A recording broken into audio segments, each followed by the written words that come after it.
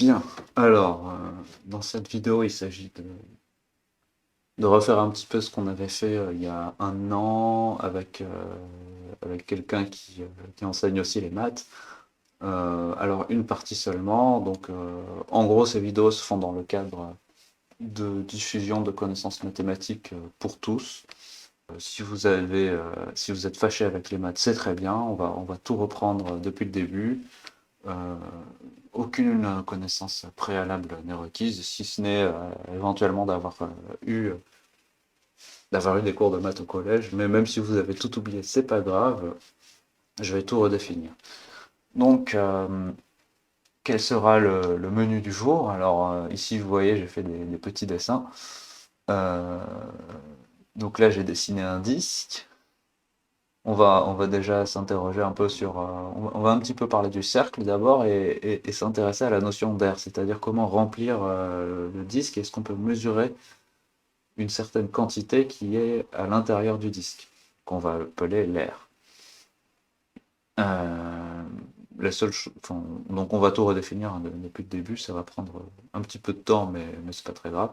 Ensuite, on va parler des prismes et des volumes. Donc on va dire, d'ailleurs, je pourrais l'ajouter dans le dessin, quel est le volume d'un prisme. Et qu'est-ce qui se passe quand je fais bouger un petit peu ce prisme sans modifier sa base, donc sa base c'est ce truc-là, et sans modifier sa hauteur. Donc la hauteur c'est cette quantité-là. À partir de ça, on va calculer le volume d'une pyramide, le volume d'un cône, et ensuite on va un peu s'intéresser à cet objet qu'est la sphère ou la boule selon les points de vue.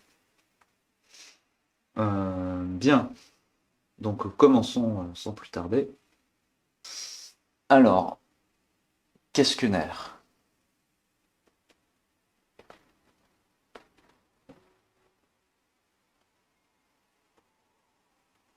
Qu'est-ce qu'une aire? Une aire, alors on pourrait parler d'axiome d'air, en fait on veut mesurer en quelque sorte des figures du plan. Donc si je dessine des patatoïdes comme ça, ou des figures comme ça, ou même un point ou une droite, on aimerait savoir est-ce que je peux mesurer quelque chose, une quantité, est-ce que je peux quantifier en gros l'espace qu'occupent les objets du plan? Eh bien la réponse est oui. Et l'outil de mesure, euh, l'opérateur qui va permettre de mesurer la quantité d'espace occupé, enfin la quantité de plans occupés par les objets, on va appeler, on va noter ça avec un grand A majuscule, et on va dire, bon, bah, l'aire de quelque chose, c'est égal à quelque chose.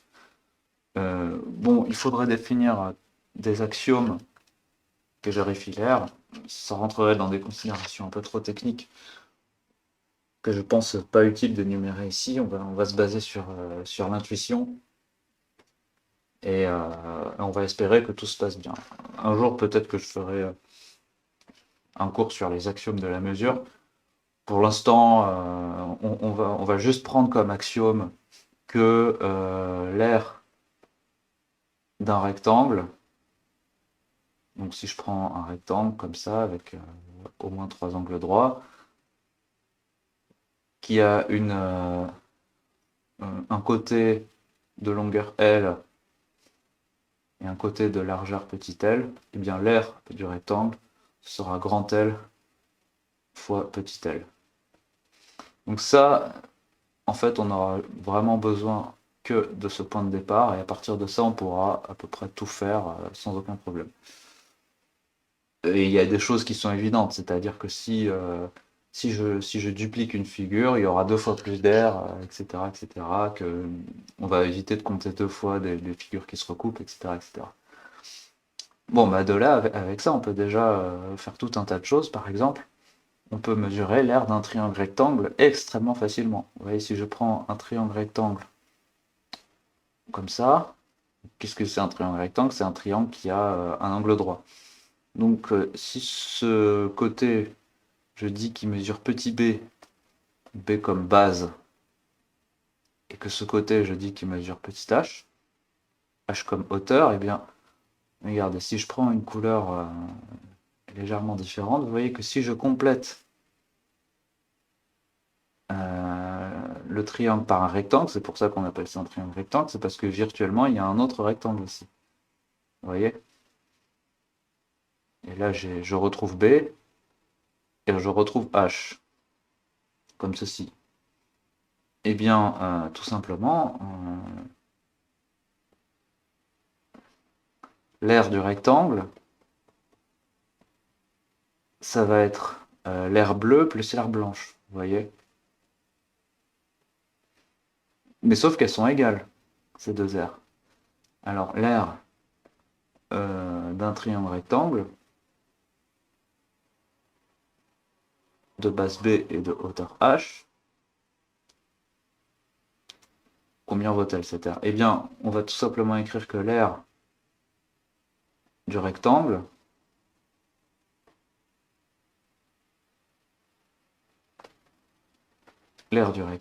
à quoi elle est égale? Elle est égale, bah, il suffit de reprendre cette formule, on a écrit ici, donc ça va être la base fois la hauteur, tout simplement.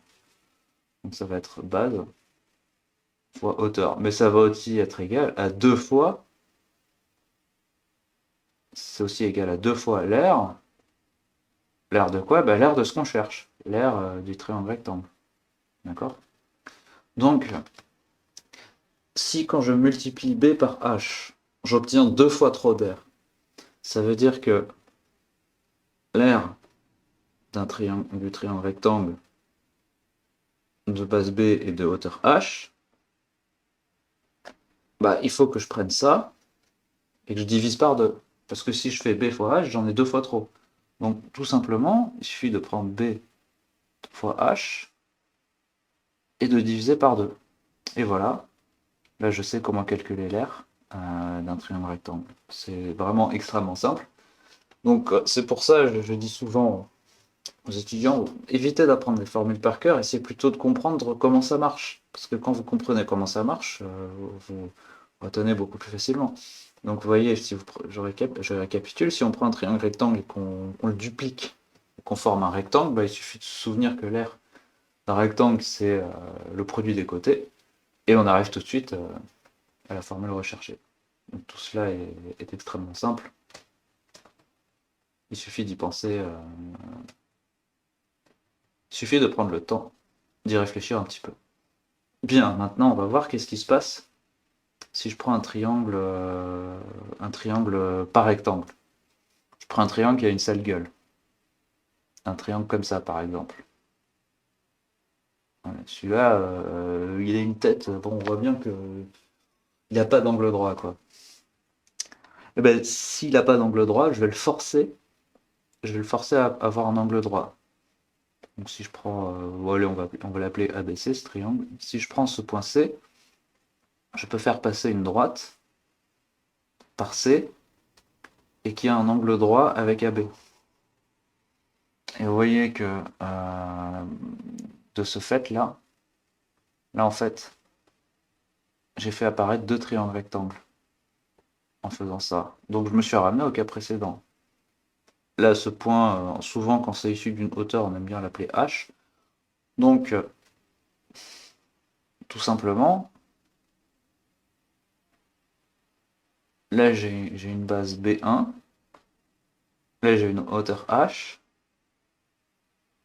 et là j'ai une base B2, et j'ai la même hauteur H. Donc, l'aire de ABC, ça va être... allez, on va changer un peu de couleur. On va mettre du orange comme ça. Donc ça va être l'aire orange plus l'aire verte.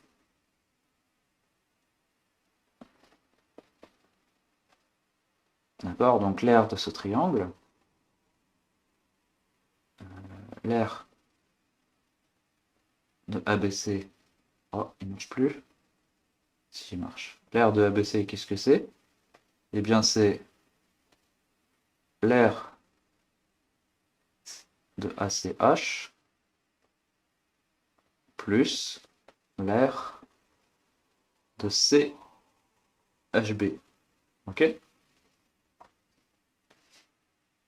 Et ça, qu'est-ce que c'est? Bah, l'aire de ACH, bah, on a vu juste au-dessus, il suffit d'utiliser le résultat précédent. L'aire de ACH, c'est B1 fois H divisé par 2. Et CHB, c'est quoi? Bah, c'est B2 fois H divisé par 2. Alors là, c'est peut-être le moment, pour ceux qui n'ont pas fait de mathématiques depuis très longtemps, c'est peut-être un des moments les plus difficiles de la démonstration, mais vous voyez que là, j'ai la même chose, ici et là. Donc, je peux factoriser ce truc qui est pareil, je le mets en facteur, et ensuite, je reporte le plus ici, je remets le squelette de la factorisation, et là, j'ai B1 plus B2. Mais si on regarde géométriquement, B1 plus B2, en fait, c'est AB. Et AB, on peut dire que c'est la base, une base du triangle ABC. Donc vous voyez, la base relative à la hauteur que j'ai prise. Donc en fait, c'est B fois H divisé par 2. Donc c'est exactement la même formule en fait. On va même mettre quelque chose de plus général. Voilà, mon logiciel a quelques ralentissements. L'aire de n'importe quel triangle, c'est le produit de la base et de la hauteur, le tout divisé par 2. Alors, si vous n'avez pas du tout aimé les calculs, il y a un moyen plus simple de s'en rendre compte en fait. Donc je refais le même triangle. Et peut-être un moyen avec moins de calculs encore pour s'en rendre compte. Donc je refais ABC. Donc là vous voyez, là il y a la base. Et là il faut que la hauteur elle soit relative à la base. Hein. Si c'est pas les mêmes, ça marche pas. Et là je mets la hauteur. Bon, et ben en fait, regardez.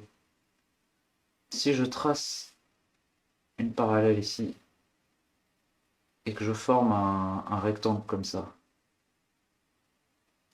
qu'est-ce qui s'est passé? Donc en blanc, je vais mettre en blanc et en bleu l'aire que je veux calculer. L'aire que je veux calculer. Je vais mettre en rouge l'aire que je ne veux pas calculer et que j'ai rajouté. Ok. Bon, maintenant, regardez bien. Là, en fait, j'ai un rectangle. J'ai deux rectangles, pardon. J'ai un rectangle ici et un rectangle là. Donc, en fait, ici j'ai H. Ici, j'ai la hauteur. Le côté, un des côtés du rectangle, c'est H. Donc, l'aire du rectangle. Et vous voyez que si je prends l'aire totale du rectangle, ici, le blanc plus le rouge, ça fait deux fois le blanc. Dans le rouge et le blanc, il y a la même chose. Donc si je fais l'aire du rectangle, en fait, j'ai deux fois l'aire du triangle. Vous voyez, le rouge plus le bleu, ça fait deux fois le bleu. Le rouge plus le blanc, ça fait deux fois le blanc. Donc si je prends la totalité, j'ai deux fois le triangle. Forcément. Donc l'aire du rectangle, c'est la base fois la hauteur. Et c'est aussi égal à deux fois l'aire du triangle. Et donc, on retrouve exactement la même formule, hein, par le même raisonnement que tout à l'heure. Voilà. On retrouve exactement la même formule que tout à l'heure. Hein. Si on multiplie B fois H, ben on se rend compte qu'on a deux fois trop d'air, deux fois trop de quantité de plan, donc il suffit de diviser par deux pour obtenir le résultat. Voilà. Et avec ça, on peut absolument tout faire. Hein. Par exemple, alors pourquoi on peut tout faire? Ça, c'est intéressant. Ça. Bah, parce que regardez, si je prends n'importe quel polygone, donc je trace un polygone au hasard, si mon logiciel veut bien. Voilà, je trace n'importe quel polygone. Et ben, en fait, un polygone, ça c'est un résultat mathématique assez fort, je peux toujours le trianguler, c'est-à-dire que je peux toujours le décomposer en triangle, comme ça. Donc, pour calculer l'aire qui est là-dedans, bah, il suffit que je me concentre sur chaque triangle. Je calcule l'aire de ce triangle, je calcule l'aire de ce triangle, je calcule l'aire de ce triangle, je calcule l'aire de ce triangle, je calcule l'aire de ce triangle, puis j'ajoute, et je vais avoir la totalité. Voilà. Donc, remarque,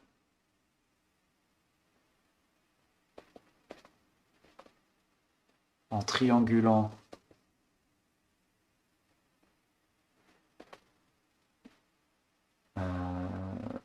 des polygones,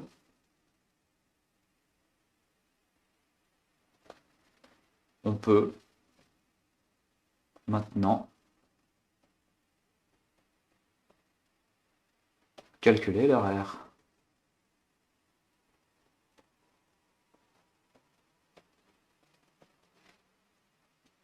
Donc en fait, avec les triangles, on va pouvoir presque tout faire. Alors là, normalement, si vous avez un esprit un peu critique, vous allez me dire, oui, mais comment je fais pour calculer des trucs qui sont pas des polygones? Si je prends une patatoïde comme ça, bah, je suis mal.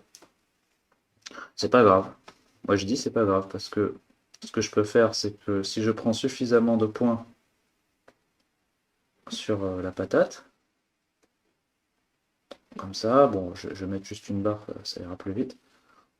Bah, je peux tracer. Je vais le faire, pardon, je vais le faire avec une autre couleur. Hop, je vais enlever ça, je vais refaire mon schéma. Hein. Donc je fais une patate.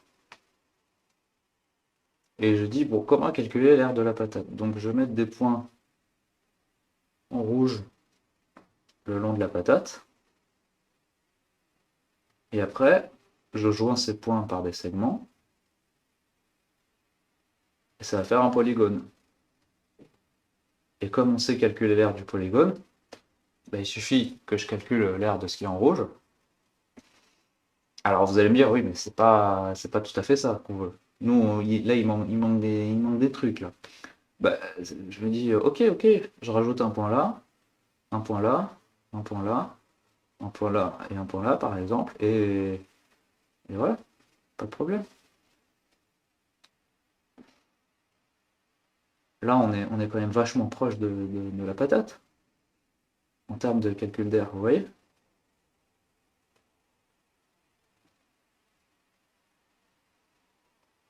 Et après, bah, il suffit que je colorie ce qui reste. Et là, bah, vous voyez, j'ai presque tout le monde. Oui, mais il manque encore des bouts. Bah, je rajoute des points. Je rajoute des points, et en fait, on peut démontrer qu'en rajoutant, si on rajoute autant de points qu'on veut, bah, à l'infini, vous voyez, bon, je le fais juste sur un morceau, il s'agit juste de comprendre comment ça marche. Si je rajoute une infinité de points, bah, à la fin, je vais avoir tout le monde. Donc ça, c'est là, on est en train de voir un peu ce qu'on appelle le calcul infinitésimal. Il faut que je prenne la limite quand ça tend vers l'infini. Voilà. Et quand j'ai une infinité de points, eh bien, j'ai atteint vert. Donc il faudra faire des calculs infinis, mais ça on sait très bien le faire en mathématiques. Et on va voir tout de suite un exemple. On va voir tout de suite un exemple. Et l'exemple, bah, je l'ai annoncé au tout début, c'est le cercle. Alors on va faire un petit aparté, une petite parenthèse sur le cercle. Donc qu'est-ce qu'un cercle? Hop.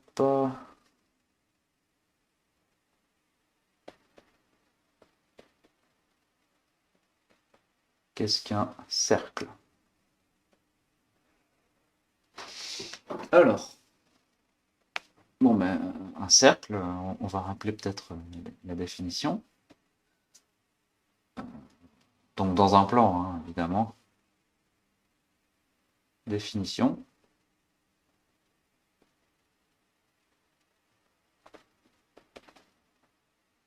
Donc un cercle.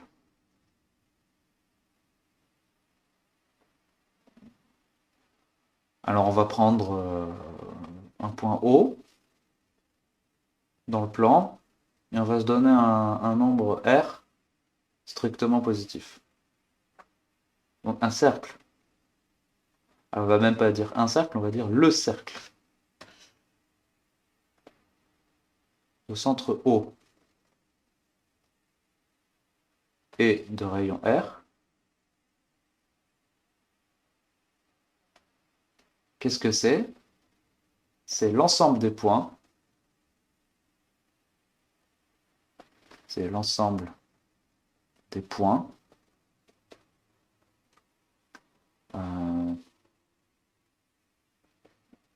du plan. Je vais quand même préciser qu'on est dans le plan, ça peut servir. Qui sont à la distance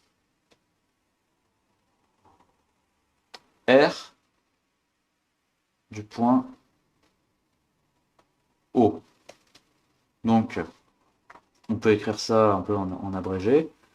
Le cercle C de centre O et de rayon R.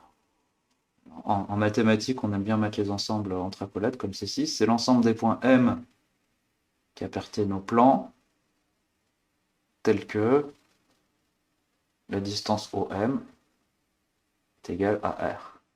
Bon, ne vous formalisez pas sur toutes ces notations un peu barbares, hein, mais c'est une simple traduction mathématique de la phrase qui est au-dessus. Alors, je vais quand même écrire un peu de vocabulaire. Ce symbole-là, c'est le symbole d'appartenance.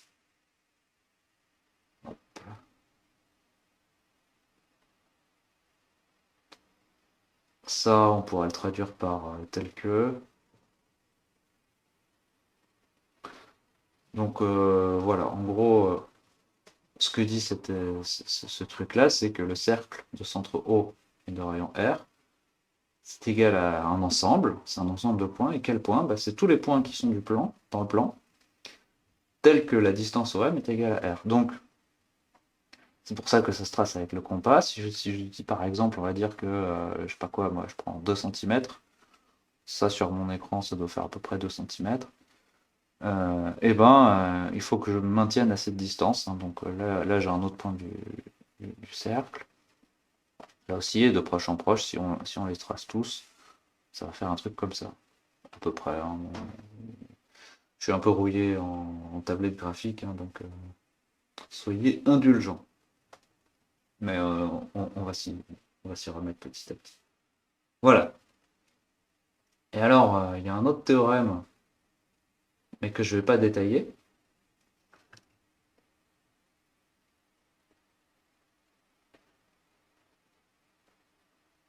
Il y a un théorème important que je ne vais pas détailler. Ah ouais, je vais peut-être préciser un peu de vocabulaire. Donc, le rayon R, ça s'appelle le rayon. Le double du rayon, c'est ce qu'on appelle le diamètre.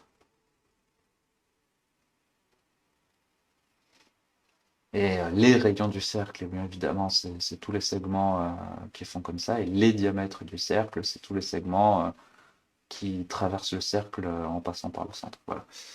Bon, je suppose que vous connaissez tout ça, je ne vais pas y rester très longtemps. Bon, si vous ne le savez pas, voilà, j'ai fait un petit rappel. Donc, théorème, dans tous les cercles,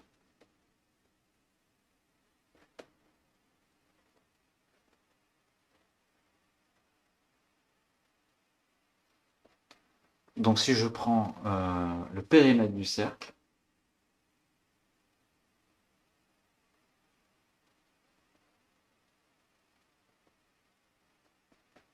donc qu'est-ce que c'est que le périmètre?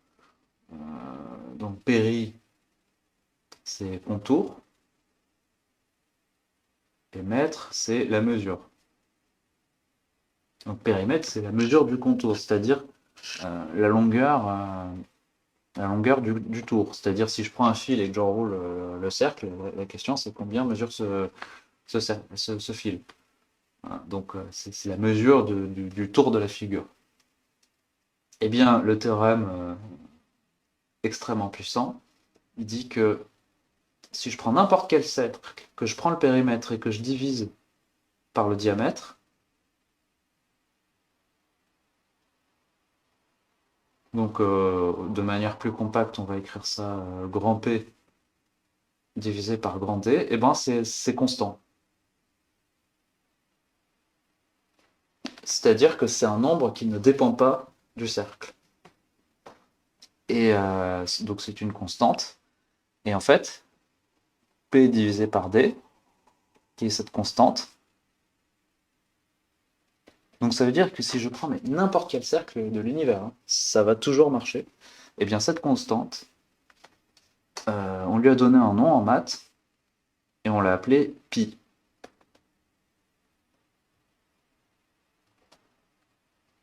Alors c'est un point de vue un petit peu différent de ce qu'on peut trouver dans les livres, hein, parce que d'habitude dans les livres de maths, on vous donne la formule du périmètre en fonction du diamètre. Et on vous lâche un pi comme ça, sorti de nulle part. On vous dit, bah, c'est à peu près 3,14, voilà, bon, démerdez-vous avec ça.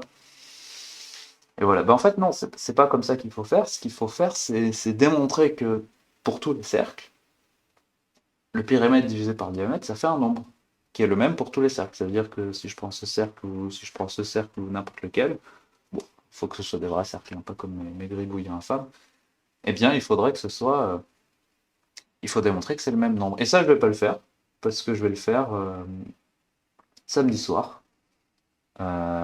Pas sur cette chaîne, mais dans une session en live, euh, c'est-à-dire pas à distance, avec des vrais gens, où je vais faire un vrai cours. Et c'est pour ça que je vais vous inviter à y venir. Un petit problème de la une, donc démonstration. Elle sera faite pendant la session de maths champignons, ce qu'on appelait maths champignons à l'école de maths.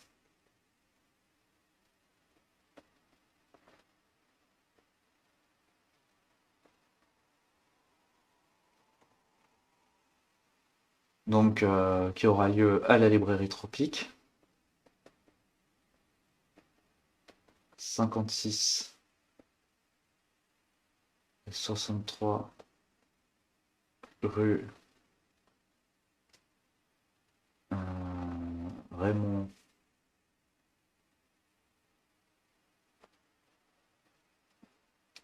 Le Soran. Ça se passe à Paris, dans le 14e arrondissement. Les dates, ce sera donc vendredi 27,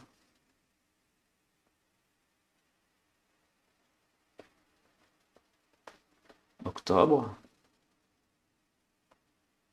samedi 28 octobre et dimanche 29 octobre. Donc les 2 premiers jours, ce sera à 19h30 et le 3e jour, ce sera à 15h. Donc j'espère vous y voir nombreux. Et on va parler un peu du nombre pi et de tout un tas de choses amusantes là-dessus. Entre autres choses, on ne fera pas que ça, mais on le fera aussi. Donc je vais partir de ça et je ne vais pas le démontrer parce que la démonstration sera faite plus tard. Et si vous voulez la voir, il faut venir. Voilà. Alors, on va maintenant établir un corollaire direct. Voilà. Corollaire.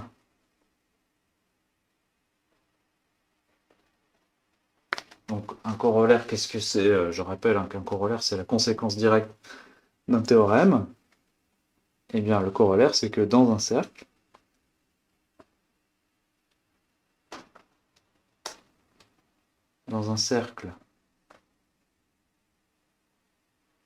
de rayon R, et on va dire de diamètre D,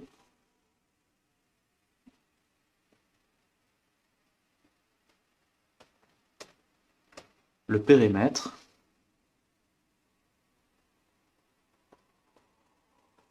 P, vérifie. Donc P égale pi fois D, c'est-à-dire, vu que D c'est égal à 2R, on préfère mettre le 2 devant, c'est-à-dire 2 fois pi fois R. Voilà. Alors ça, c'est sans doute ce que vous avez vu il y a très longtemps au collège, mais c'est une conséquence directe de ça. Hein. Il n'y a aucun souci, il suffit de multiplier des deux côtés par D, et D sur D ça se simplifie, donc vous avez P égale pi fois D, c'est fini. Et on va avoir l'utilité de cette formule un petit peu. Voilà. Alors, maintenant qu'on a ça, on va pouvoir calculer l'aire du cercle. Alors, souvent, on écrit l'aire du cercle. Alors souvent au collège, on vous a bombardé la formule comme ça. Puis on vous a dit, bah écoutez, maintenant, vous débrouillez, vous la prenez par cœur et vous allez l'appliquer industriellement sur des milliards d'exercices. Moi, personnellement, évidemment, j'ai horreur de cette approche. Moi, j'aime bien les approches un peu plus intelligentes. Donc, alors, je vais pas faire une démonstration rigoureuse, parce que ça demanderait un peu de temps. Alors, je ferai peut-être une vidéo complément où il y aura une démonstration plus rigoureuse, mais ce que je vais faire pour l'heure, c'est plutôt une idée de preuve. Quelque chose qui devrait vous convaincre que ça marche. Alors pour ça, je vais essayer de dessiner un cercle un peu plus joli.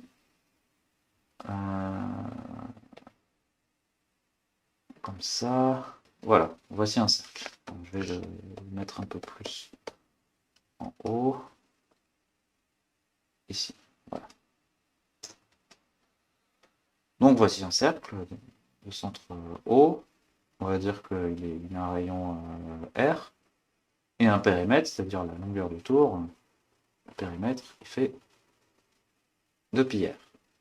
Alors maintenant, ce cercle, je vais le découper en deux, d'abord.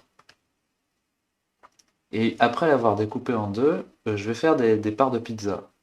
Je vais en faire un très grand nombre. Attendez. Donc pour l'instant, il y a 4 parts. Mais après, si je le coupe encore en deux, là j'ai 8 parts. Si je recoupe en deux, j'ai 16 parts. Comme ça. Voilà. Alors, ce que je vais faire, c'est que, donc, alors je vais reprendre mes couleurs qui n'étaient pas trop mal. Là. Voilà, je vais prendre en haut la partie bleue. Combien il y a de parts? 1, 2, 3, 4, 5, 6, 7, 8. Il y a 8 parts. Ça va faire un truc un peu comme ça. Donc 1, 2, 3, 4, 5, 6, 7, 8. Et là, je vais mettre les 8 points à l'avance pour éviter d'avoir un truc trop moche. Tac, tac. Ouais, c'est pas parfait, mais on va s'en contenter. Voilà. Donc là, vous voyez, j'ai pris une partie du cercle et je l'ai découpé en quelques parts de pizza.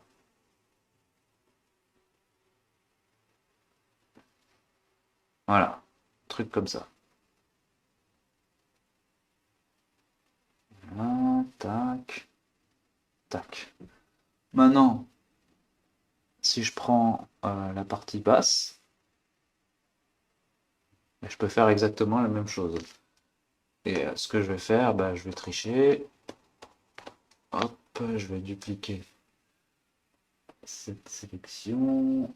Où est-ce que j'ai mis mes calques? Je suis vraiment rouillé avec ce logiciel. Donc je vais le déplacer ici. Je vais faire subir une rotation de 180 degrés. Voilà. Et normalement, je devrais aussi pouvoir le changer de couleur. Alors, je vais essayer de faire le truc de bourrin. Voilà, ça marche, nickel.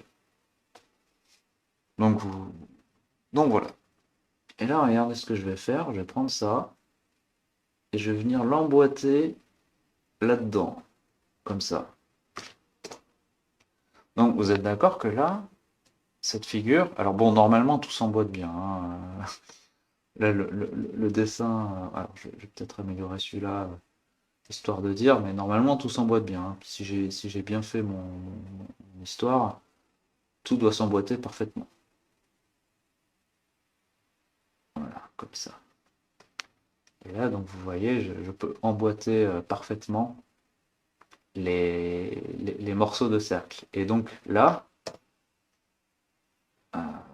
c'est pas terrible, on va décaler un peu comme ça. Là, l'air de ce truc-là, c'est toujours l'air du disque. Le disque étant traditionnellement la surface recouverte par le cercle. Ok, bien. Alors, maintenant, regardez ce qui se passe. Là, cette longueur-là, bah, c'est la longueur d'une part, mais donc c'est le rayon.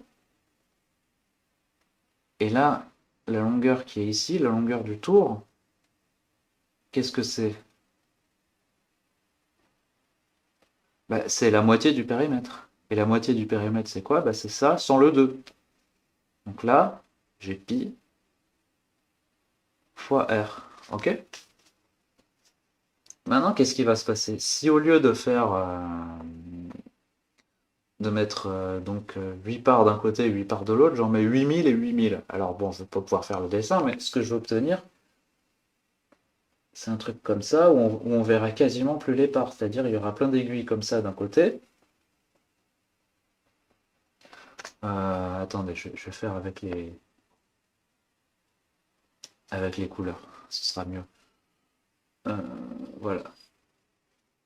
Donc là, j'ai fait ça avec 16 parts de pizza.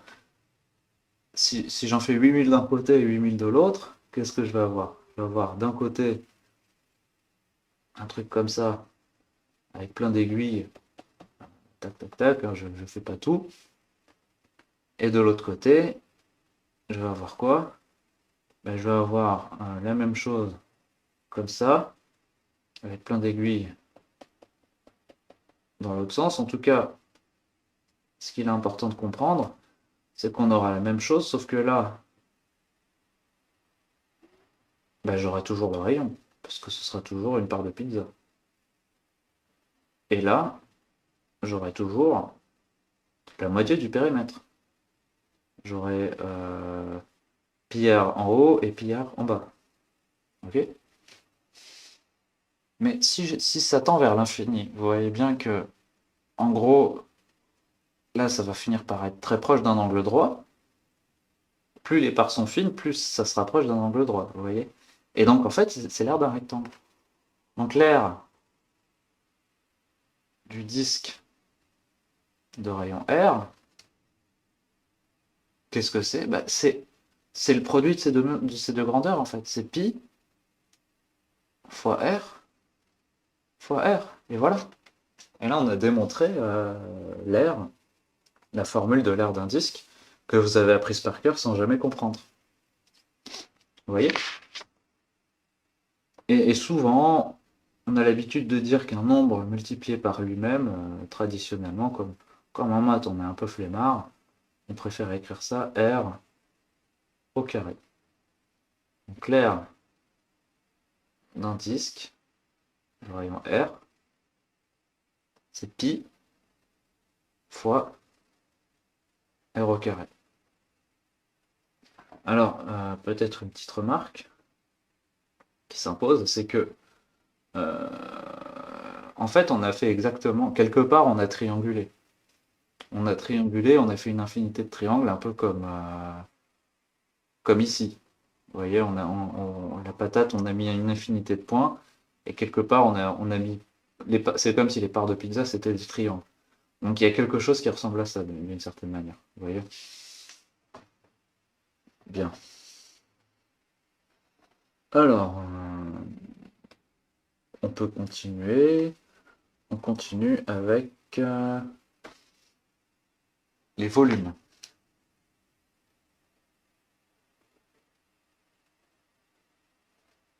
Donc, qu'est-ce qu'un volume? Ce trait n'est pas très beau. Il faut que je reprenne l'habitude de la tablette graphique. Qu'est-ce qu'un volume? Le volume, vous voyez, là on a traité des objets du plan. Maintenant, on va s'occuper des objets en 3 dimensions. Par exemple, si je prends un cylindre...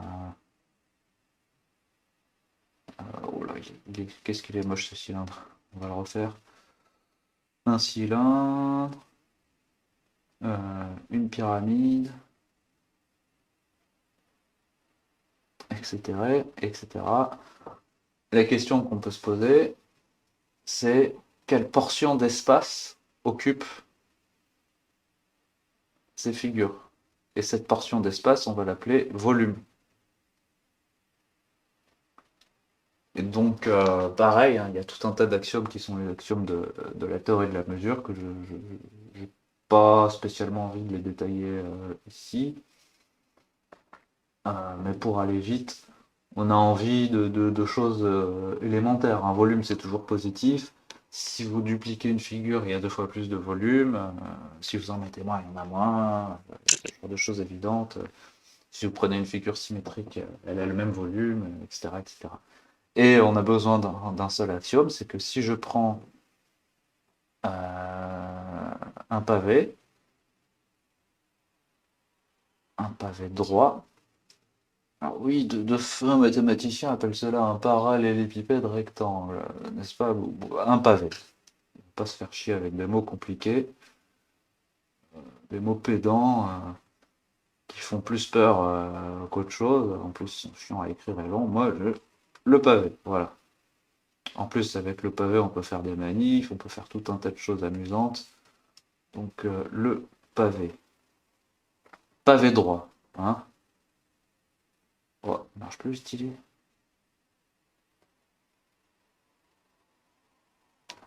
Donc, je prends un pavé droit. Donc, ça veut dire qu'il y a des angles droits partout, hein. Ça veut dire que toutes les faces, notamment, sont des rectangles. Je ne vais pas tous les faire. Alors là, on va dire... Voilà. On va dire que ça fait grand L. Ça fait petit l. Et ça mesure h, comme la hauteur. Bon, peu importe, on aurait pu mettre C1, C2, C3, peu importe le nom des côtés, hein. Ce qui compte, c'est pas les noms qu'on met dans les étiquettes, ce qui compte, c'est ce qu'il y a dans les tiroirs sur lesquels on a mis des étiquettes. C'est le contenu qui compte, c'est pas le nom des étiquettes, même s'il y a des étiquettes plus pratiques que d'autres. Alors l'axiome dit ceci, c'est que le volume de cette figure, alors le volume, je vais mettre comme je faisais avant en indice, je vais mettre la figure pour qu'on se rappelle de quoi on calcule le volume. Le volume d'un pavé, qu'est-ce que c'est? C'est tout simplement le produit des choses. En fait, c'est comme le rectangle, hein. Le rectangle, pour rappel, tac, tac, tac, tac, tac, voilà. L'aire d'un rectangle, c'était le produit des côtés. Et là, on va faire pareil. Le volume d'un pavé droit, ça va être grand L, fois petit l, fois h. Et ça va être la seule chose dont on va avoir besoin pour faire tout le reste, en fait. Donc je continue. Oui. Ce qu'il faut remarquer, c'est que ça c'est l'aire du rectangle qui est en bas. Vous voyez? Si je reprends le bleu, grand L fois petit l, c'est l'aire qui est là. Ça, je vais l'appeler B. B comme la base. Donc c'est égal à B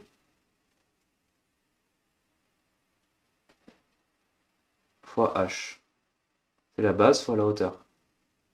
Ça vous rappelle un peu les triangles. Sauf qu'on divisé par 2, mais là, c'est pareil.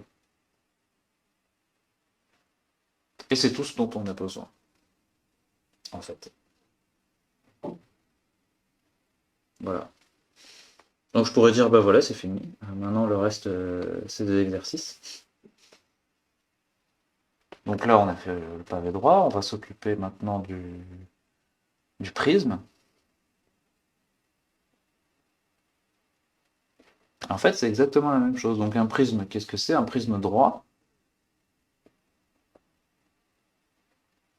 Bah, vous prenez un polygone, par exemple un triangle, puis vous tirez des hauteurs. Et il faut que tout soit tout le temps perpendiculaire. Comme ça, tac tac, tout est perpendiculaire. Et en bas, vous reproduisez le même triangle et il faut qu'il soit parallèle. Donc en l'occurrence, il faut qu'on ait des angles droits là, des angles droits là. Je ne vais pas tous les faire, mais en gros, voilà. Bon, donc ce prisme, il a une certaine hauteur. Toutes les faces latérales sont des rectangles. Et, euh, et vu qu'en haut c'est un polygone, ben on peut calculer son aire. On peut calculer son aire. Et en fait, donc, et en fait, le volume de cette chose, ça va être encore la base fois la hauteur. Il faut imaginer que j'empile un peu des triangles, vous voyez. Il faut imaginer que là, bah, j'ai empilé plein de triangles. Donc, quelque part, ce qui se passe intuitivement, c'est que la base, elle va se balader le long de toute cette hauteur, comme ça, et elle va traverser un volume, le long de la hauteur h. Et c'est pour ça que le volume, ça va être le produit de la base fois la hauteur. Donc, le volume, c'est égal au produit de la base par la hauteur pour un prisme. Alors, on pourrait le démontrer d'une manière... ouais, il y a plein de manières de le démontrer. Par exemple, on peut le démontrer pour un prisme à base de triangle rectangle. Ouais, on va le faire. On va le faire. Donc le volume, c'est encore B fois H.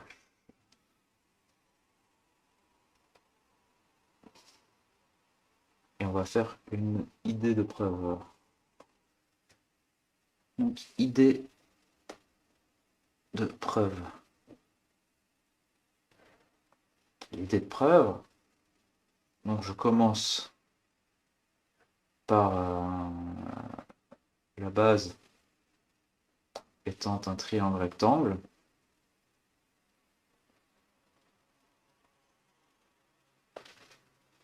Et on va voir ce qui va se passer. Donc si je prends une base qui est un triangle rectangle, alors je le fais en 3D. Donc là, il faut imaginer que j'ai un triangle, j'ai un angle droit ici. Et là, j'ai ça. Comme ça. Et comme ça. Bon, bah, en fait, c'est extrêmement simple. Il suffit de compléter par le symétrique. Ici.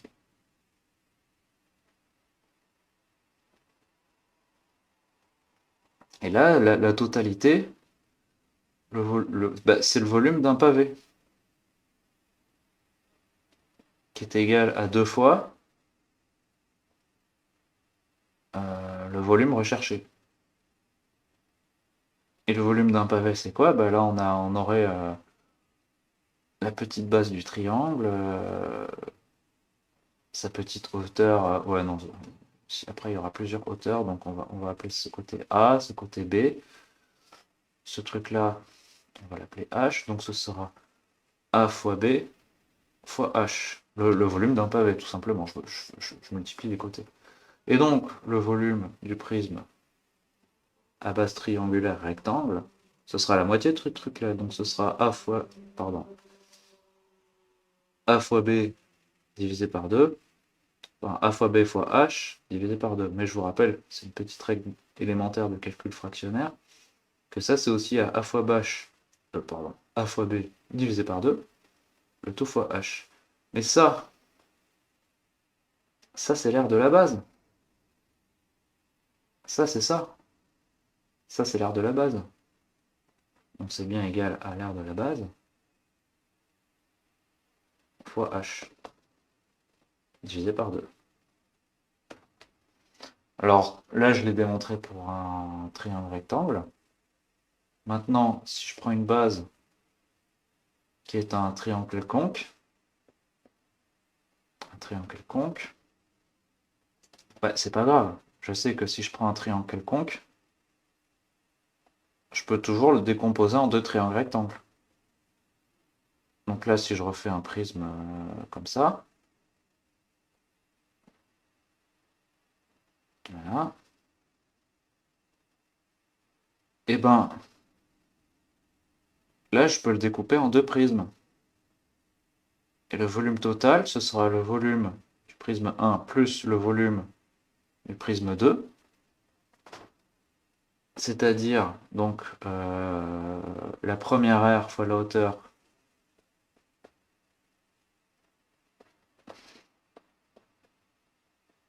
plus la deuxième aire fois la hauteur. Mais ça, c'est quoi? Bah, je peux encore factoriser par h. Ça fait A1 plus A2. Mais A1 plus A2, c'est l'aire totale. Donc en fait, ça refait encore B fois H. C'est QFD. Et après, bah, si je prends n'importe quel cylindre, un truc comme ça, enfin pas cylindre, mais n'importe quel, si je prends n'importe quel prisme droit, et ben je peux le trianguler. Je peux le trianguler par exemple comme ça et comme ça. Et là, il suffit que je coupe ça. Donc troisième étape, base est un polygone. Et donc j'aurai B1, là j'ai B2, là j'ai B3, là j'ai B4. Et donc le volume total, ce sera B1 fois H plus B2 fois H plus etc. C'est-à-dire le volume en fait de chaque prisme. Si je factorise par H, ça fait B1 plus B2 plus etc. fois H, mais tout ça, en fait, c'est toujours l'aire de la base fois H. Donc c'est toujours la même formule en fait. Et on peut continuer comme ça avec un... Ou au lieu de prendre un polygone, je prends un disque. Et donc là, ça nous fait un cylindre.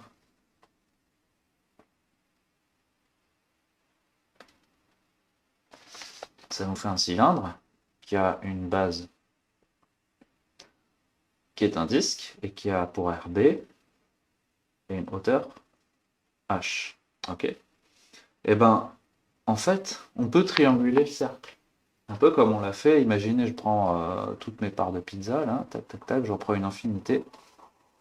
Je prends une infinité de triangles qui représentent des parts de pizza. Donc là, j'ai donc le volume. Qu'est-ce que ça va être? Ça va être B1 fois H plus B2 fois H plus etc. à l'infini. Parce qu'il faut qu'on en ajoute une infinité. Mais je peux encore factoriser par H. Donc ça fait B1 plus B2 plus etc. jusqu'à l'infini fois H. Et ça, qu'est-ce que c'est? Ben ça c'est la base fois la hauteur. Et qu'est-ce que c'est l'aire d'un disque? On va se le mettre quand même pour la forme. Hein. Si j'ai un rayon R, ben on vient de le calculer avant, c'est pi fois R carré fois H. Donc ça, c'est le volume d'un cylindre. Donc vous voyez, en fait, la seule formule qu'il faut retenir, enfin, il n'y a même pas à retenir, c'est logique. La seule formule qu'il y a à retenir, c'est B fois H. Donc elle était déjà dans les axiomes, en fait. Elle était déjà dans les axiomes. Donc on peut calculer tous les volumes des prismes. À partir du moment où vous prenez une figure n'importe laquelle, et que vous la faites traverser un morceau d'espace, vous pouvez calculer le volume. Ce sera toujours la base fois la hauteur. Parce que, en quelque sorte, la base, elle va traverser une section d'espace sur une longueur h, quelle que soit la base. Alors maintenant, on va s'intéresser à un principe assez rigolo. Ce principe, c'est ce qu'on appelle le principe de Cavalieri. Alors, qu'est-ce que c'est que ce principe de Cavalieri? Là, vous voyez, on commence à calculer des heures en empilant des couches. Donc le principe de Cavalieri, il vous dit ceci. Il vous dit que si vous prenez un prisme droit,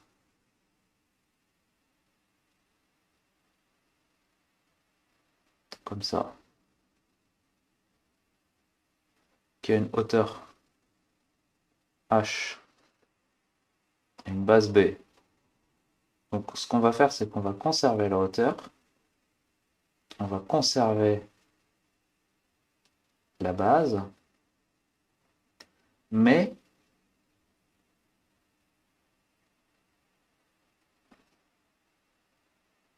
on va pencher le truc. Vous voyez? Donc le prisme, là, il est plus droit. Hein.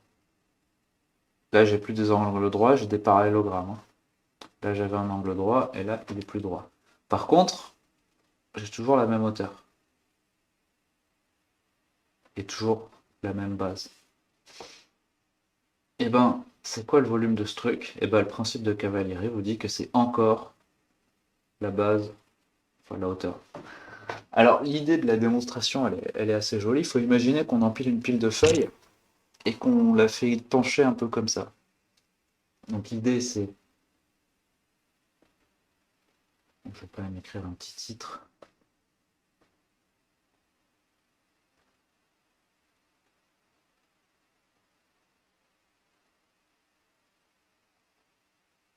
L'idée, qu'est-ce que c'est? C'est de dire qu'en fait, on va empiler un nombre fini de prismes. Donc, on peut imaginer des livres triangulaires ou des sandwichs d'autoroute dégueulasses, là, en triangle, comme ça. Et après, je vais m'amuser à les empiler, mais penchés. Donc, ouais, il vaut mieux que je commence avec celui du haut.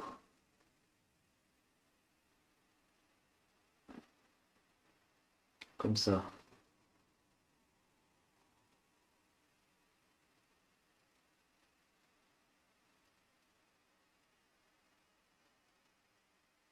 Voilà. Là, je finis par retrouver une certaine agilité avec cette foutue tablette graphique. Bon, je sais pas si vous avez l'idée. Et là, vous voyez bien que le volume, il n'a pas changé. Le volume, c'est le volume de chaque sandwich. Ajouté autant de fois qu'il y a de sandwichs. Mais si je prends des sandwichs infiniment fins, ben, en fait, c'est bon. Si j'ai des sandwichs infiniment fins, alors c'est pas des sandwichs très nourrissants, mais enfin, si j'en mange une infinité, je finirai peut-être par être rassasié.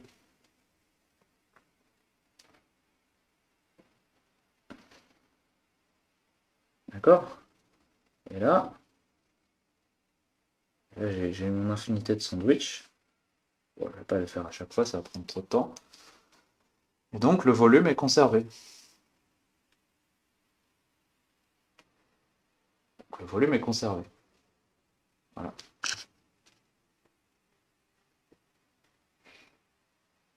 Et le principe de Cavalieri, il va encore plus loin. Bon, je vais manquer de page, il va falloir que je fasse un nouveau fichier. Bon, c'est pas grave. C'est que, imaginez, donc je prends un pavé comme ça.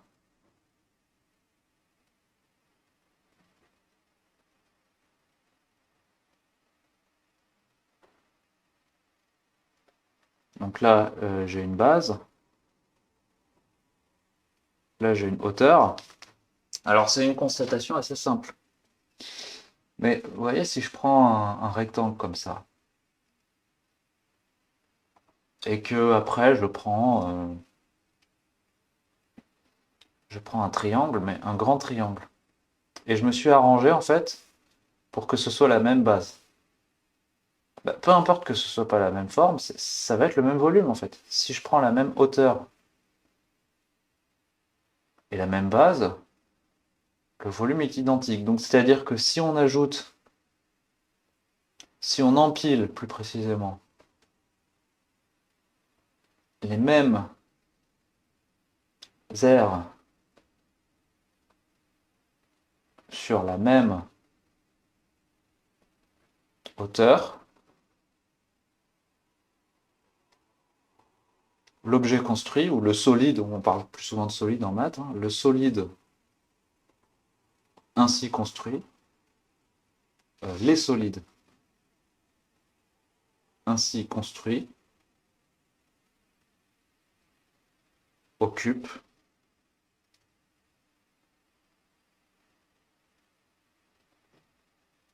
le même volume. Et ça, c'est extrêmement important, c'est ce qu'on appelle le principe de Cavalieri.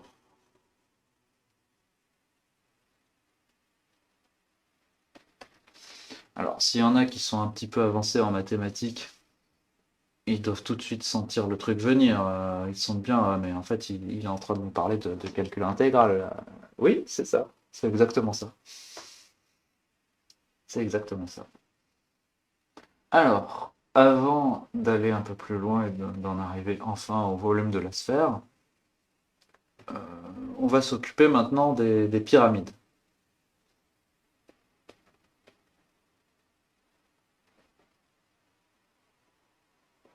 Donc pour l'instant, je vais prendre une pyramide à base carrée.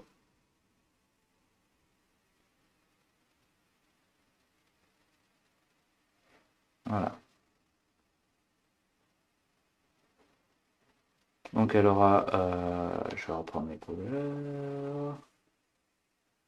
Elle aura une base B. Et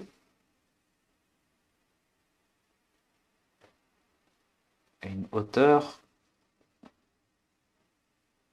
H. Et en fait, ça ne dépend que de ça, d'après le principe de Cavalieri. Parce que vous voyez, si je déplace la pointe, si je prends la pointe et que je la fais varier n'importe où sur la hauteur, ça ne change pas. Parce que les sections, là, ne vont pas changer. Vous voyez, je vais ajouter les mêmes sections à chaque fois. Donc, celle-là, elle a un certain volume, mais celle-là, elle a le même volume. Si par exemple, si je plaque tout sur ce coin, par exemple, là, comme ceci, comme cela, ouais, attendez, c'est pas très malin ce que j'ai fait. Hop, hop, hop, hop. Je vais mettre en perspective. Je vais faire une perspective, comment on dit là, quand c'est... voilà, perspective cavalière, comme on dit. Parce qu'on aime bien... on est des gentlemen, donc on est des cavaliers, on est des chevaliers. Voilà. Nous, on fait des maths chevaleresques, n'est-ce pas? Ensuite, je galère un peu. Allez, on va le faire en trichant un petit peu avec le logiciel. Voilà, donc vous voyez que si je mets des angles droits ici et là, que j'ai la même base ici, et que en plus j'ai la même hauteur, et ben c'est le même volume. Ok? Maintenant, regardez. Là, il va se passer un truc, ça va être la magie, quoi. Maintenant, je prends un cube. Ne dites pas pourquoi, voilà, j'ai envie de prendre un cube, c'est comme ça.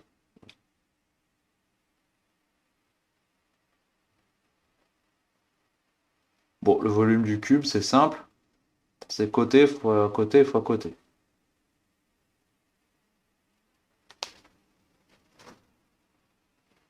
Côté fois côté fois côté, donc là j'ai côté, là j'ai côté, là j'ai côté. Donc son volume, c'est côté fois côté côté, c'est-à-dire c'est au cube. C fois C fois C, c'est-à-dire C au cube. Maintenant, regardez ce que je vais faire dans ce, dans ce cube. Alors, il faut que je le fasse de la manière la plus intelligente possible.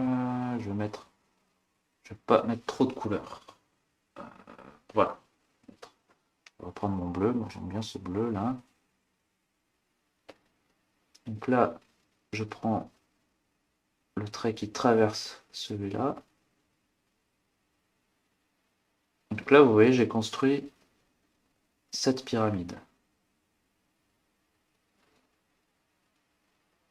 Là.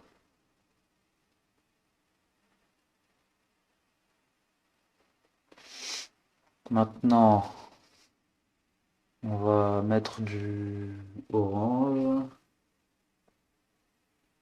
Et je vais prendre, voilà, cette ligne-là.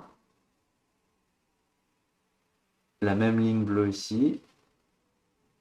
Et là, eh bien, qu'est-ce que j'ai construit? J'ai construit cette pyramide là. Là. Là. Et qu'est-ce qui reste? Je vais le mettre en blanc. Et celle-là, celle qui part d'ici, celle qui est vers nous, il reste ça.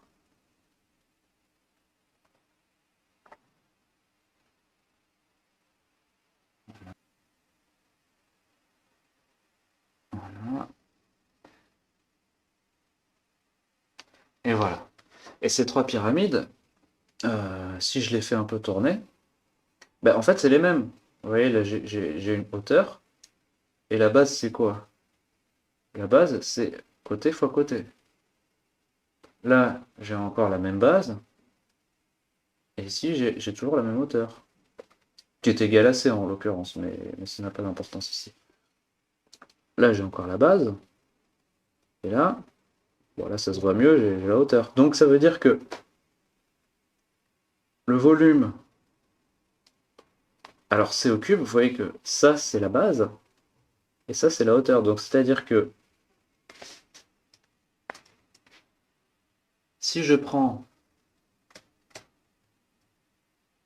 B fois H, ben, j'ai 3 fois le volume d'une pyramide. J'ai 3 fois le volume d'une pyramide.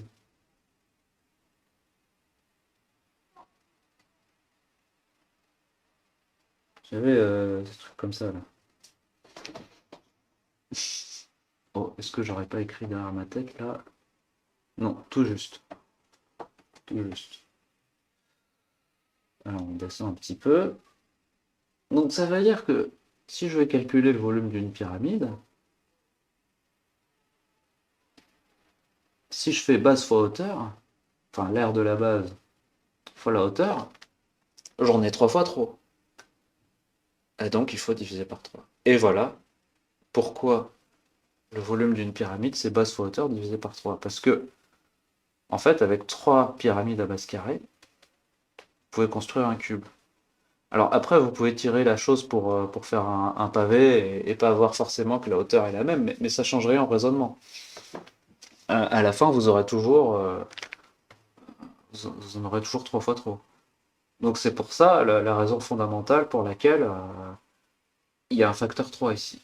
Parce qu'on pourrait se demander, mais d'où ça sort ce facteur 3? Base fois hauteur, oui, je comprends, on empile des trucs, mais d'où sort ce facteur? Pourquoi on divise par 3 à la fin? Bah voilà.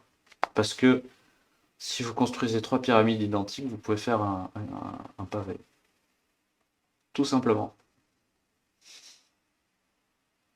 D'ailleurs, avec mes élèves, souvent, je construisais les petites pyramides et je les emboîtais et ça faisait un cube. Et visuellement, on comprend bien pourquoi il y a ce facteur 1/3. Et à partir de là, ben, on peut aussi construire n'importe quel. Ça marche aussi avec d'autres bases. Bah pourquoi? Bah, c'est le même raisonnement. Vous voyez que si je prends un triangle rectangle, bah, je peux construire une base rectangulaire. Et un rectangle, bon, pour peu que je fasse la bonne transformation, il suffit que j'étire un petit peu ce côté, ça va faire un carré. Donc, les pyramides à base de triangles rectangles, ça marche aussi. Et les pyramides avec des triangles quelconques, euh, ça, ce triangle, il est trop rectangle, ça me va pas. Je vais le faire comme ça, voilà. Bah, si je tire la hauteur, j'ai encore des triangles rectangles, et puis donc j'ai encore un rectangle, et donc ça va encore marcher. Et si j'ai un triangle, vous comprenez à comprendre le raisonnement, si j'ai un triangle, euh, bah, j'ai n'importe quel polygone, et si j'ai un polygone, je peux avoir le cercle ou n'importe quel patatoïde. Donc, si je prends n'importe quelle pyramide, euh, donc ça, ce serait la base. Je prends un point, peu importe où. Je le prends là, par exemple. Et ensuite, je joins tous les sommets de la base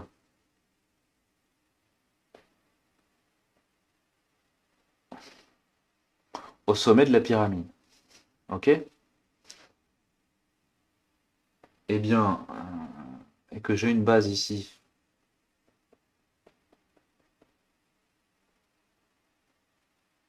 Donc là, j'ai une base.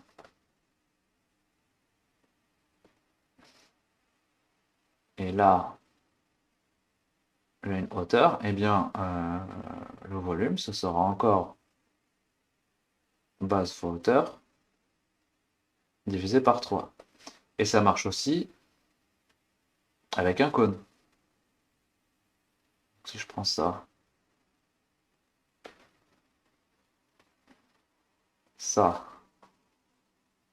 et que j'ai une hauteur et une base, et ben c'est le même volume. Ces deux figures, si bah, d'après le principe de Cavalieri, hein, en fait, parce que chaque section, là, si je me mets à une hauteur fixée, la section ici sera égale à la section là. Donc, les deux figures occupent le même volume, qui est base fois hauteur divisé par 3. Et maintenant, on a tout ce qu'il faut pour calculer le volume d'une boule, en fait. On a absolument tout ce qu'il faut. Alors, comment on va faire? Comment on va faire ça? Bah, c'est très simple. Donc maintenant, volume d'une boule.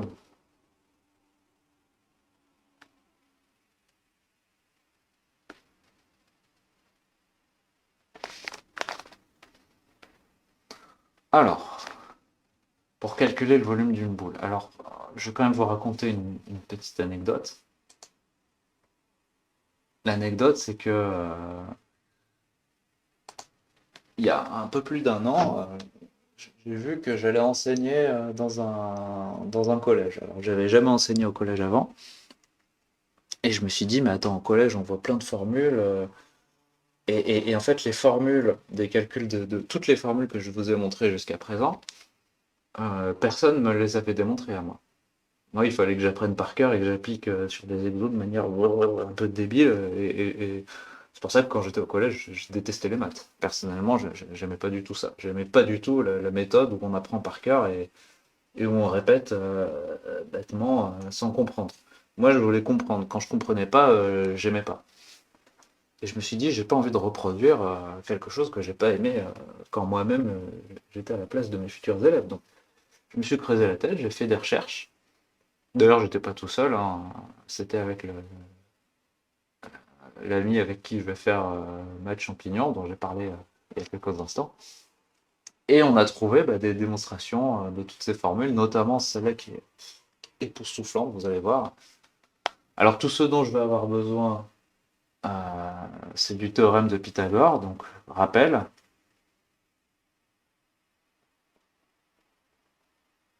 Ah, le stylet commence à montrer des signes de faiblesse après presque une vingtaine d'années. Théorème de Pythagore. Alors, dans la description de la vidéo, je mettrai des liens,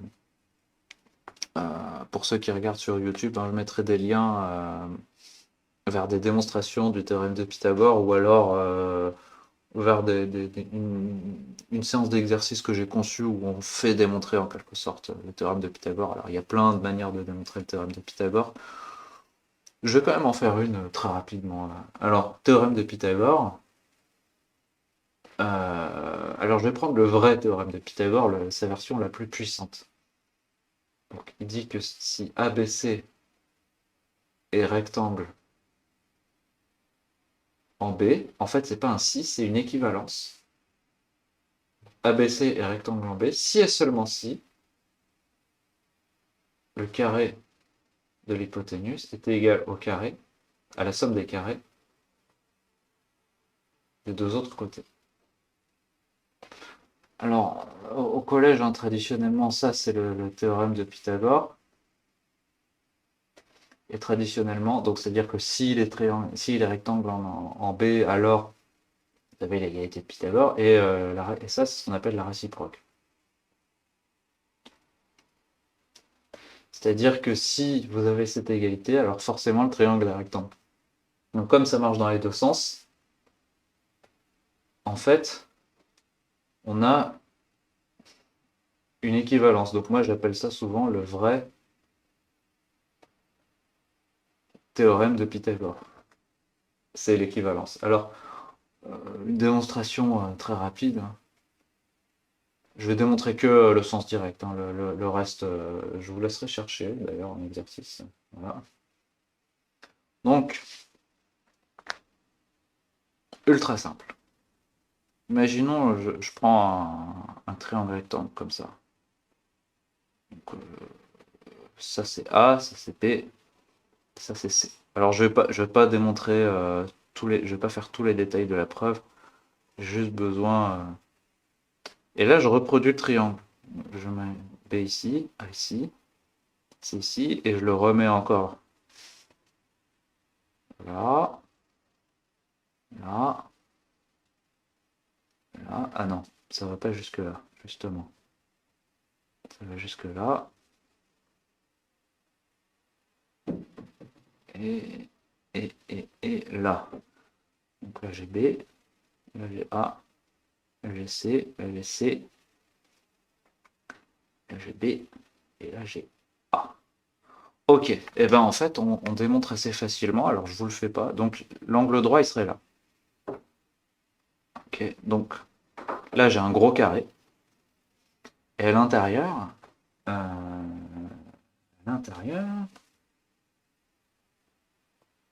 l'air qui est là, bah, c'est l'air d'un carré. C'est l'air de l'hypoténuse. Alors, là j'ai mis petit a, petit b, petit c, donc ici le théorème de Pythagore, ce serait que c au carré égale a carré plus b carré. Hein. Il est rectangle en B, donc le point B il est là, le point A il est là, et le point C il est là. Donc AB ça fait petit a, BC ça fait petit b, et AC ça fait petit c. Donc c'est ça qu'on veut démontrer.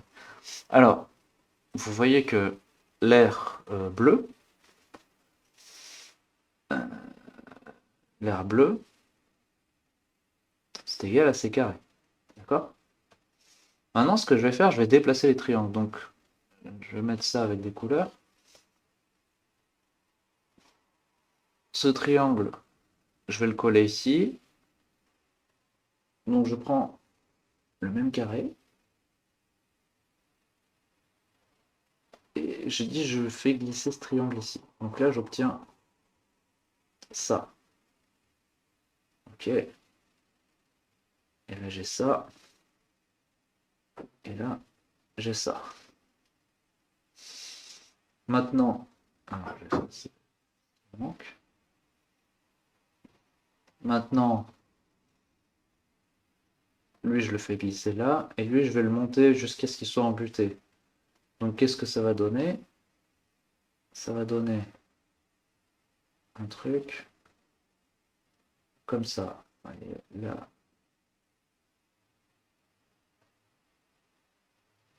on va être là. Là, on va être comme ça. Et là, comme ça. Donc là, j'ai juste déplacé les triangles. Hein. J'ai rien fait. Hein. Enfin, j'ai rien fait. J'ai pas rien fait, mais. Donc là, ici, j'ai A. Non, ici, j'ai B. Ici, j'ai B. Ici, j'ai A. Ici, j'ai B. Et donc, ici, j'ai A.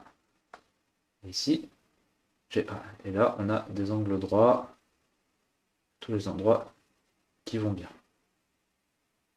Et bah, regardez, en fait, si j'assure en blanc l'aire des triangles, je la retrouve ici. Je la retrouve ici et je la retrouve là. Donc forcément, il n'y a pas le choix, c'est obligé. L'aire en bleu, elle est là. Et elle est là. Donc cette même aire, qu'est-ce qu'elle vaut? Ben, elle vaut l'aire du carré ici, c'est-à-dire A au carré, plus l'aire qui est ici, c'est-à-dire B au carré. Et donc,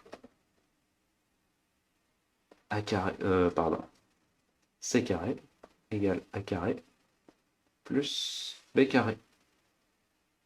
C'est QFD. On a démontré le théorème de Pythagore. Alors je fais pas la réciproque, hein. C'était pas l'objet de la vidéo. Bon, je fais ça dans la foulée comme ça. Voilà. Je vais juste faire. Maintenant, je vais faire le volume de la boule. Oh, j'arrive tout en bas. J'espère que je vais avoir assez de place. Donc, je vais prendre une demi-boule. Une demi-boule de rayon R et donc de hauteur R, forcément. Donc, on va essayer de bien dessiner ça.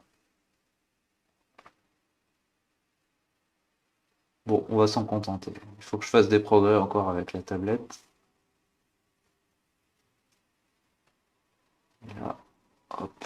Là, j'ai un rayon R. Et là, bah, comme tous les points sont à la même distance, parce que une sphère, c'est l'équivalent du cercle, mais dans l'espace. Hein, c'est l'ensemble des points qui sont à la même distance d'un point. Donc là, la hauteur, alors vous voyez, ça déborde un peu parce que c'est en perspective, hein, mais la hauteur ici, c'est R aussi. Ok. Et de l'autre côté, je vais considérer un cylindre qui a la même hauteur et le même rayon. Donc, on va essayer de bien dessiner ça. Je prends un cylindre comme ça. Là, on va joindre les côtés.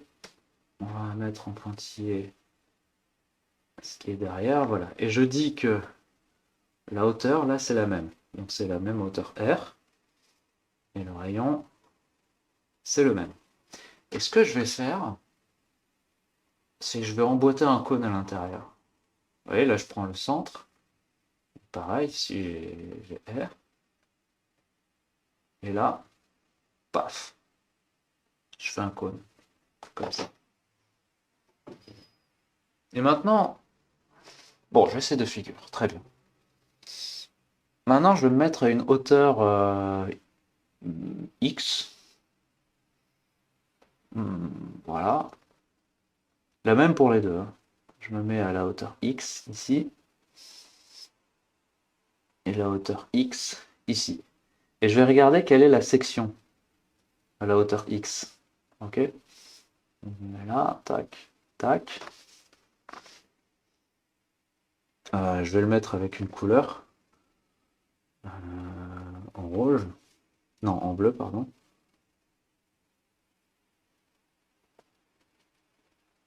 Voilà. Et je vais calculer l'aire de cette section. Comment faire? Bah, c'est un disque. Oui, c'est un disque. Mais quel rayon? Bah, on va voir. Je vais mettre en orange. Donc là, j'ai le centre du disque. Et j'ai besoin de connaître le rayon du disque. Combien mesure le rayon du disque? Je ne vais pas l'appeler R, je vais l'appeler... Sinon, on va confondre avec R, je vais l'appeler Y, le rayon du disque. Voilà. Maintenant, je peux reprendre la couleur. Tac, tac, tac. Voilà. Là, vous voyez, là, je suis un petit peu moins loin. Ici. Donc, si je considère ce rectangle, donc là, j'ai Y. R, c'est tout le trait blanc. Vous voyez que Y est plus petit. De combien est-il plus petit? Eh bien, en fait, c'est très simple. J'ai un triangle rectangle de hauteur X. Je cherche Y et je connais R. En fait, ça c'est R, hein, puisque là, je suis à l'extrémité. Là, je suis au centre et là, je suis sur la sphère. Donc, la diagonale, là, je vais refaire le schéma en dessous. En fait, qu'est-ce que j'ai? J'ai un rectangle de hauteur X. Y, c'est ce que je cherche. Et la diagonale, c'est R. Et là, j'ai un angle droit. En fait, j'ai des angles droits partout. Bon, je ne vais pas les faire, hein, mais voilà. Et donc, le théorème de Pythagore, qu'est-ce qu'il me dit? Pythagore, alors on va l'écrire en entier. Le stylet ne marche plus très bien. Eh bien, j'ai R carré est égal à X carré plus Y carré. Et donc, si je veux isoler Y carré, bah, en fait, combien il me manque pour aller à R carré entre Y carré? Bah, X carré. Donc, ça veut dire que si je prends R carré, pour avoir Y carré, j'ai X carré de trop. Donc, en fait, Y carré, c'est égal à R carré moins X carré. Et c'est bon. Là, donc l'air en bleu, je vais reprendre la bonne couleur. L'air en bleu, c'est égal à quoi? C'est égal à pi fois le rayon rouge, enfin le rayon orange au carré. Donc c'est égal à pi fois y carré. C'est-à-dire pi fois ce truc-là. C'est-à-dire r carré moins x carré. Et si je développe, si j'ai envie de développer, ça fait pi fois r carré moins pi fois x au carré. Oui, alors j'ai pas dit, hein, mais à partir d'un certain niveau, on enlève les croix pour multiplier. Parce qu'on est des gros flemmards et on a le droit. Bien, maintenant on va faire la même chose, mais ici en fait, ce que je veux calculer à une certaine hauteur x, c'est pas la surface de tout le disque, ce serait trop facile, hein, ce serait tout simplement pi r carré. Ça varie pas. Mais en fait, c'est l'aire du disque moins l'aire de ce truc-là. Vous voyez? Donc je veux tout ça. Je veux l'aire de cette portion de disque à laquelle j'ai enlevé le milieu. Donc le milieu, je vais le mettre en orange. Le milieu, là, il est en orange. Et en fait, ben, si vous avez un peu de pif, vous avez sans doute senti que ça, là, ce rayon... Ah, j'ai triché, voilà. Ce rayon, c'est X. Pourquoi? Bah parce que si je zoome voyez, là, en fait, il faut se rendre compte que l'angle du cône, là, c'est 45 degrés. Parce que quand je monte de R, j'ai avancé de R. Donc la pente, c'est de 100%. Donc l'angle qui est là, pour que j'avance autant que je monte, forcément, l'angle qui est là, c'est le même que l'angle qui est là. Donc il faut que le double de cet angle soit 90 degrés, donc c'est 45 degrés. Donc en fait, si je trace cette figure ici, j'ai un carré.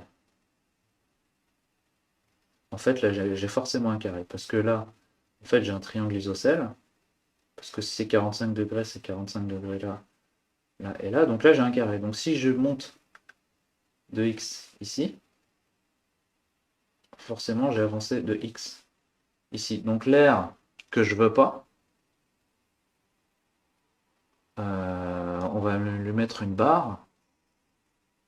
L'air qu'on veut pas, c'est pi fois x au carré. Donc, l'air en bleu, l'air qu'on veut là, l'air en bleu, qu'est-ce que c'est?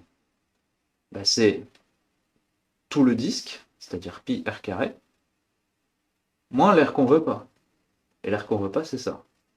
Moins pi x au carré. Et c'est là que c'est magique. C'est la même chose. C'est là où, quand j'ai vu cette preuve, j'ai été époustouflé. Parce que moi, la première fois que j'ai vraiment calculé l'air d'une boule, c'était avec des outils de maths universitaire, de calcul intégral à 3 dimensions. Enfin, c'était des trucs complètement. Enfin, en fait, j'avais arraché une brindille avec un missile nucléaire. Alors qu'en fait, avec des petits trucs comme ça, le théorème de Pythagore, on peut comprendre. Donc, bah, je vous rappelle le principe de Cavalieri. Hein. Je vais remonter un peu. Tac, tac, tac, tac, tac. Voilà. Si on empile les mêmes aires sur la même hauteur, on occupe le même volume.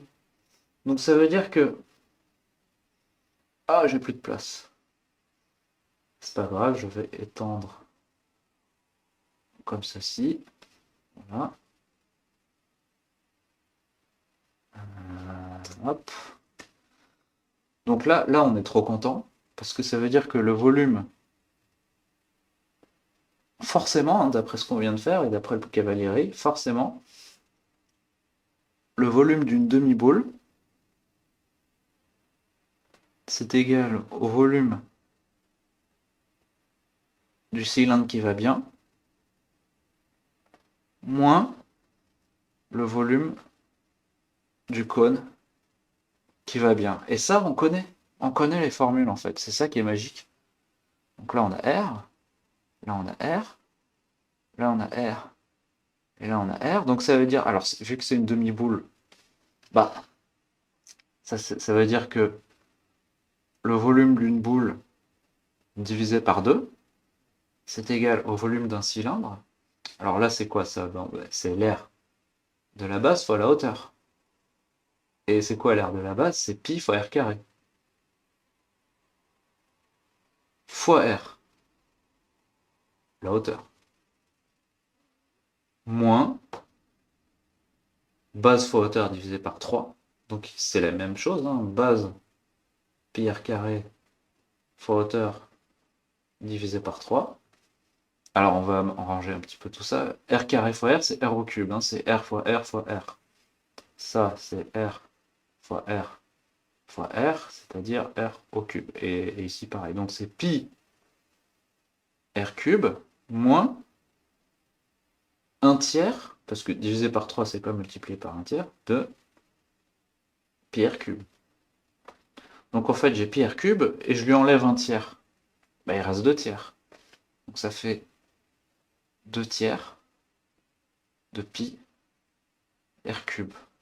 Donc là, 2 tiers de pi R cube, c'est la moitié du volume qu'on cherche. Le volume d'une boule. Donc forcément, le volume d'une boule, c'est 2 fois ce truc-là. Et 2 fois 2 tiers, c'est combien? C'est 4 tiers. Donc le volume d'une boule, c'est 4 tiers fois pi fois r au cube. Et voilà, on a calculé le volume d'une boule sans utiliser de calcul intégral. Enfin, un petit peu avec le principe de Cavalieri, quelque part, c'est les prémices du calcul intégral. Hein, voilà. Bon, bah, c'est Archimède le premier à avoir trouvé ça. Donc, c'était il y a plus de 2000 ans. Hein. Sans les méthodes de calcul d'intégrale de Riemann et de Lebesgue n'existaient pas. Hein. Je ne vais pas vous le cacher. Et il a quand même réussi à trouver ça. Il était tellement fier qu'il s'est fait graver la formule sur sa tombe. Un peu comme plus récemment, il y a Boltzmann qui a fait ça avec sa formule de Boltzmann. Ben voilà. Donc on a calculé le volume d'une boule avec des principes extrêmement simples. Hein. Donc on a quand même eu besoin au préalable de faire un petit cours d'air et de volume, l'air d'un disque et tout ça et tout ça. Voilà. Alors, pour finir, je vais vous montrer comment on calcule l'air d'une boule à partir du volume. Vous allez voir, c'est assez joli. Donc, ouais, je vais me faire plein de place. Voilà, comme ça, je suis sûr. Comme ça, je vais pas avoir à casser le rythme encore. Donc, l'air d'une sphère.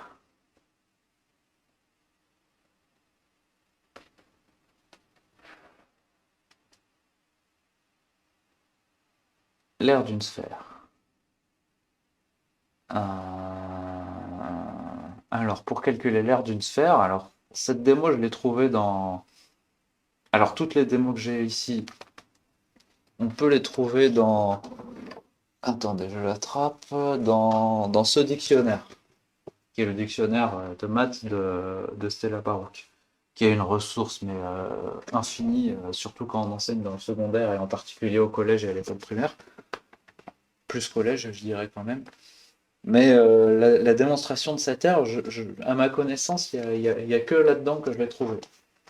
Donc les autres, on peut les trouver ailleurs, mais celle-là, elle est quand même...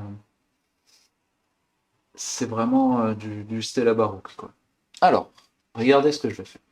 Je prends une boule et je vais prendre 4 points sur la sphère de cette boule. La sphère, on pourrait dire un peu, c'est le bord de la boule. Et de telle sorte que ça fasse un cube. Voilà. Rien de bien méchant. Alors là, ça se voit peut-être pas bien, hein, mais il faut bien comprendre que les points, ils sont sur le bord de la boule. Voilà. Et là, j'ai un cube. Le centre du cube, c'est aussi le centre de la sphère. Ok. Et maintenant, si je joins tous les côtés, enfin tous les sommets du cube, pardon, au centre, eh bien ça va me faire 6 pyramides. Là, j'ai 6 pyramides. Je vais en sortir une, juste qu'on voit un petit peu. Tac, tac, tac, tac, tac, tac. Des pyramides qui ont une certaine hauteur h et une certaine base d'air, je vais mettre petit b. Donc, on est d'accord que le volume du cube,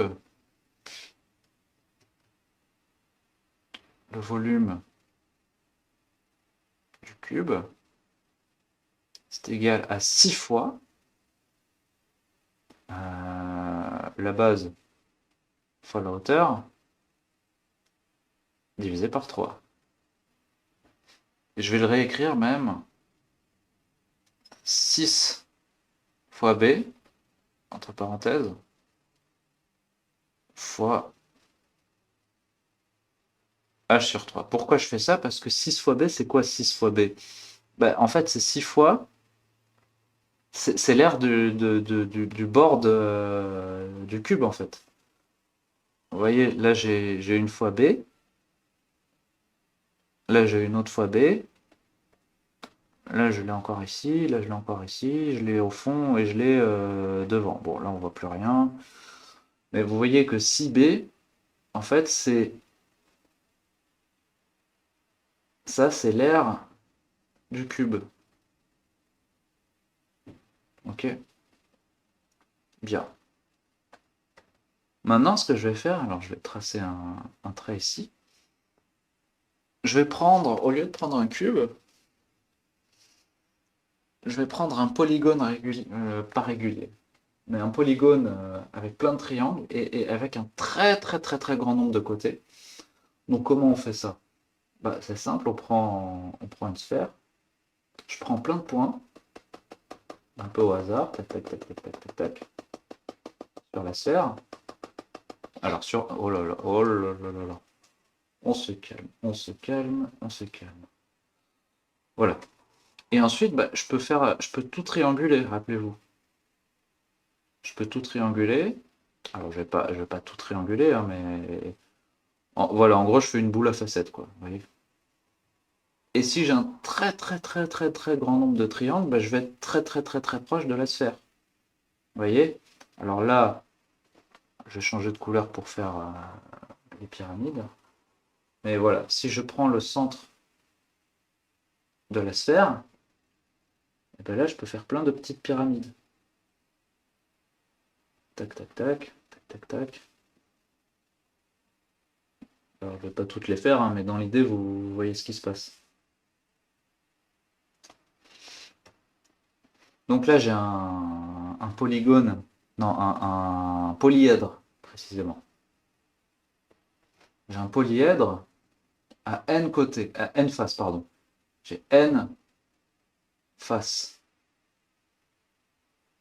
avec n grand. Et n va tendre vers l'infini à la fin. C'est une phrase qui se contredit un peu dans les termes, mais c'est pas très grave. J'ai n faces. Donc c'est quoi le volume de ce polyèdre? Je vais faire une espèce de gribouillis, mais en gros, il faut imaginer que c'est la boule à facettes. Bah, c'est la somme des volumes de chaque pyramide. Et si on imagine que je me suis arrangé pour que les triangles aient tous la même aire, bah, ça va être grand N fois chacune des bases, fois chaque hauteur, divisé par 3. Vous voyez, si on imagine, alors je change encore de couleur, je vais prendre du orange. Voilà, si je prends une petite base ici, là, un petit triangle, et si je dis que l'aire de ça c'est petit b, et ben le volume de chaque pyramide c'est b fois h divisé par 3. Si j'ai n pyramides, c'est n fois b fois h divisé par 3. Mais nb, je reprends le blanc, grand N fois b, c'est l'aire de tout. C'est l'aire de la boule à facettes. Et si j'ai suffisamment de faces, bah, l'aire de la boule à facettes, c'est la même chose que l'aire de la sphère en fait. Donc c'est ce qu'on cherche, hein, l'aire de la sphère, je vous rappelle. Donc là, on sait que c'est à peu près l'aire de la sphère. Mais H, regardez, si je fais un dessin comme ça, où je prends un morceau de la sphère, tac, et je prends une toute petite pyramide comme ça. Donc je vais mettre la hauteur en orange. Donc la hauteur, elle est là. Et je vais mettre le rayon en bleu. Le rayon, il est là. Bah, vous voyez que quand n tend vers l'infini, ou plutôt quand n est grand,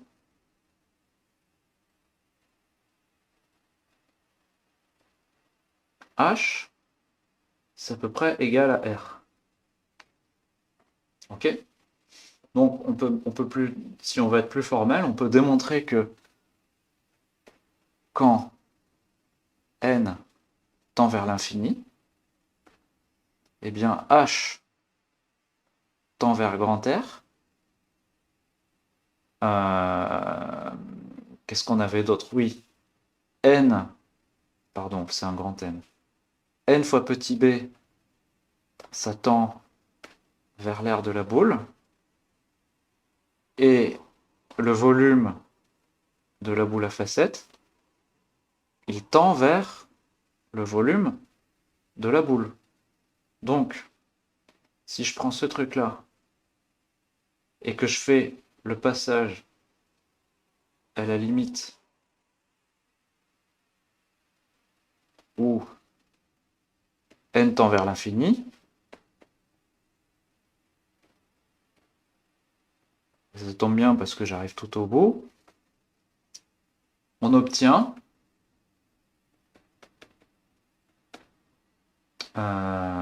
que le volume, non, je vais mettre à gauche, au pire j'ai tiré un peu, le volume de la boule, c'est égal, alors on va regarder un petit peu ce qu'on a. La formule, elle est là, hein, donc ça veut dire qu'il faut que je remplace volume de la boule à facettes par la boule. NB, ça va être l'air. H, ça va être R. Donc si je remets la formule, ça va être l'air de la boule fois le rayon divisé par 3. Mais ça, on l'a déjà calculé. Donc maintenant, je peux tout remplacer. 4 tiers de pi fois R au carré est égal à l'air qu'on cherche fois R divisé par 3. Je vais étirer un petit peu le truc. Tac. Mais si j'ai deux nombres et que je les divise tous les deux par 3 et qu'à la fin j'obtiens un truc égal, ça veut dire que forcément, à la base, ils étaient égaux. Donc ça veut dire que forcément, lui et lui, avant de les diviser par 3, ils étaient égaux. Autrement, le résultat divisé par 3 ne serait pas égal. Donc forcément, 4pi r cube est égal à A0 fois R. Donc, arrêtons-nous un petit peu. Enfin, A0, A de la boule. A de la sphère, pardon.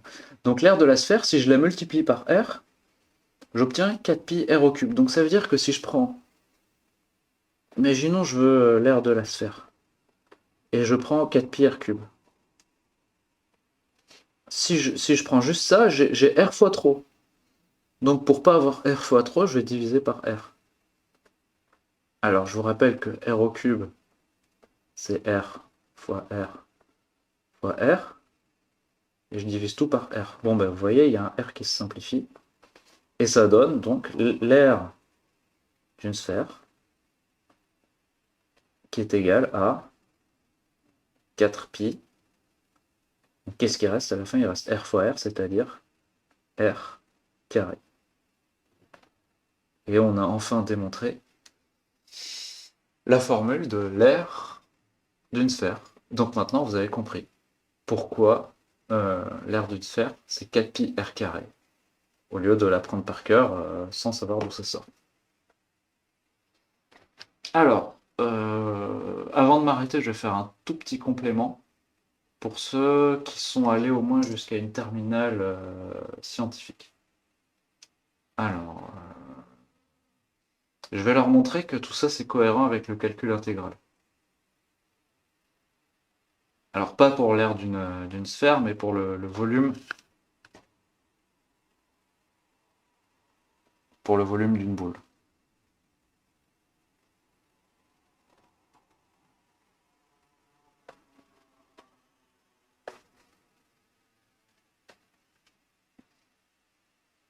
Volume d'une boule, version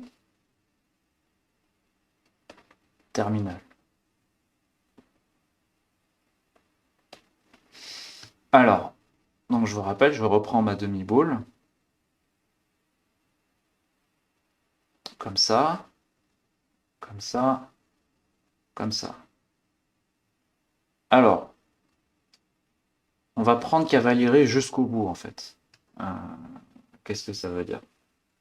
Ça veut dire que si je prends une hauteur x ici, là je sais que j'ai, donc là, la hauteur totale c'est r, là j'ai r aussi, voilà. Je sais que cette longueur là, ça va être pi R2 moins X2. Voilà, je parle bien de cette hauteur-là. Et la surface ici,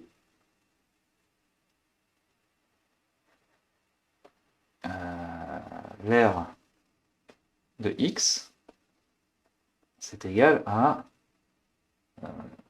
attendez, pourquoi j'ai mis pi? Non, justement. Ça, c'est R2 moins X2, et donc l'aire, c'est pi R2 moins pi X2, ok? Bien, et ben le principe de Cavalieri, il dit que le volume, en fait... pardon, je vais me remettre en blanc. Qu'est-ce qu'il dit le principe de Cavalieri? Il dit que pour calculer un volume, alors ici ce sera la moitié du volume de la sphère, ben en fait il faut additionner toutes les couches. Et c'est quoi une somme continue comme ça? Ben, c'est une intégrale. Donc je vais additionner tous les a de x. Et je vais les additionner sur dx. Et x il part de où? Ben, il part de 0. Et il va jusqu'à grand R. D'accord? Donc en fait j'additionne des r. Et ça va me faire un volume. Donc quelque part j'additionne des r. Et j'imagine qu'elles ont une toute petite épaisseur dx. Comme ça. Voilà. Hop. Là, j'aurai dx.